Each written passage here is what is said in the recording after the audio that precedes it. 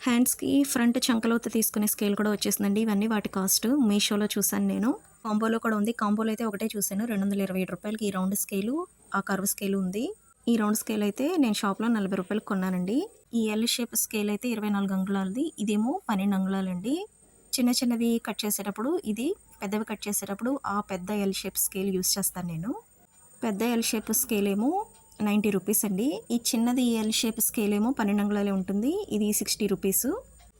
చంక round cut చేసే round scale ₹40.